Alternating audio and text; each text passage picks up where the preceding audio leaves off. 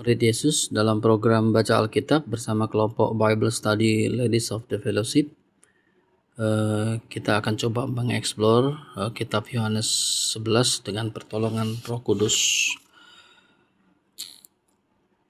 Di dalam Yohanes 11 itu ada kisah tentang Lazarus, saudara Maria dan Marta, yang pada saat itu sakit di tempat tinggalnya di Betania. Maria itu adalah perempuan yang sangat dikasihi oleh Tuhan Yesus yang pernah meminyaki hatinya. Kemudian mereka memberitahukan kepada Tuhan Yesus bahwa Lazarus sakit. Nah, pada waktu mendengar Lazarus sakit, sengaja Tuhan Yesus berada di tempat dia berada saat itu selama 2 hari menunggu, sehingga Lazarus pun mati, kemudian dikuburkan. Lalu mulailah Tuhan Yesus mengatakan untuk dia kembali lagi ke Yudea. Kemudian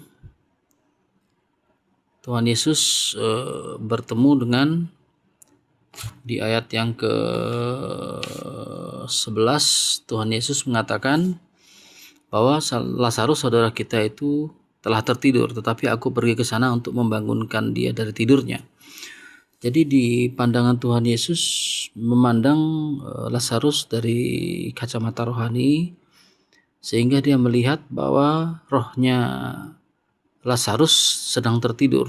Itulah tertidur itu adalah situasi kondisi kalau orang yang mati, yang memiliki iman di dalam Kristus, dia akan tertidur secara rohani. Nanti bangunnya pada waktu sangkakala berbunyi. Tetapi di mata jasmani manusia bahwa orang mati itu secara fisik ya mati. Nah, tetapi sudut pandang Tuhan Yesus berbeda. Dia memandang sadari sudut pandang rohani.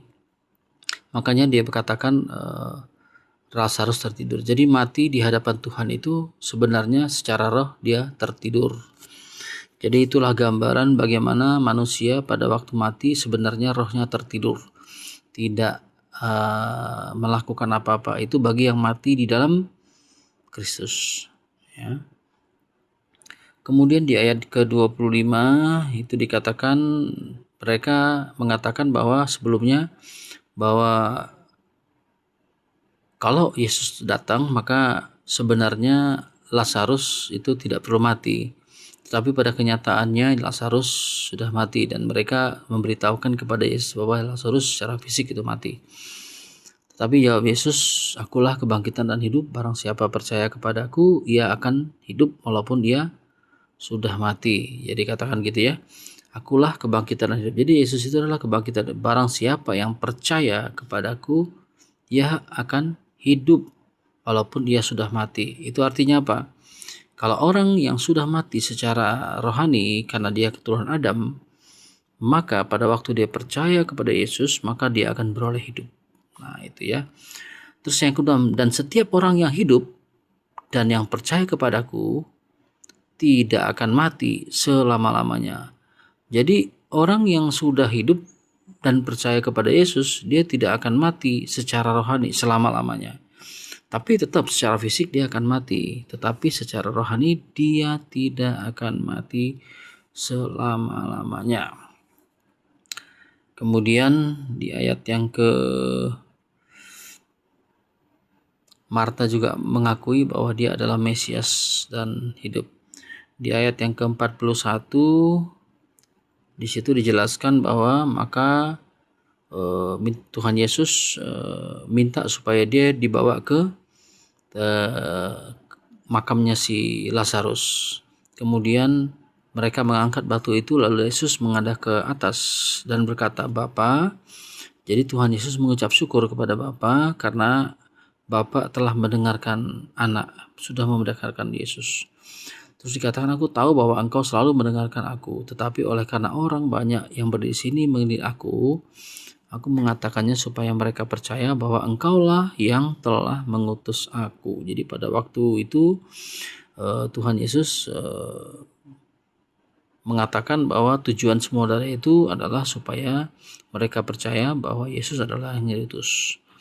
Lalu berserulah dengan suara keras, Lazarus, marilah keluar. Karena Yesus itu adalah Raja, otoritasnya ada di dunia fisik dan non fisik, maka pada waktu perintahnya dikatakan, Lazarus pun tunduk kepada firman Tuhan karena dia adalah di bawah, berada di dalam Yesus, dan segala sesuatu yang ada di dalam Yesus itu tunduk kepada perintah dan perkataan dari firman Tuhan Yesus.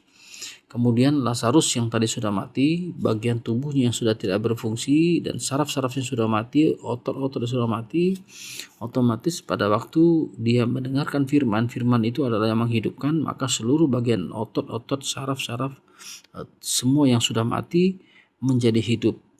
Nah, itulah kuasa dari firman Tuhan, karena firman Tuhan adalah kehidupan, ya. Bahkan Kayafas juga sudah menceritakan bahwa kematian Yesus sudah dinubuatkan oleh dia. Lebih baik satu orang mati daripada semuanya binasa. Itu adalah nubuatan bahwa Yesus akan mati dan menanggung orang yang harusnya binasa itu, sehingga memperoleh kehidupan yang kekal. Jadi mereka coba untuk membunuh, terutama imam-imam dan orang Farisi mencoba untuk membunuh Tuhan Yesus karena terlalu banyak mujizat yang Tuhan Yesus lakukan, dan itu bisa mengancam posisi mereka dan bait suci yang ada di Yerusalem. Nah, ini penjelasan. Jadi pada waktu kita dalam keadaan krisis, pada waktu kita dalam keadaan kesulitan, kita mengucap syukur di hadapan Tuhan, maka mujizat Tuhan terjadi. Di balik mujizat itu selalu ada, di balik ucapan syukur selalu ada mujizat di dalam kesulitan lembah kekelaman yang kita alami.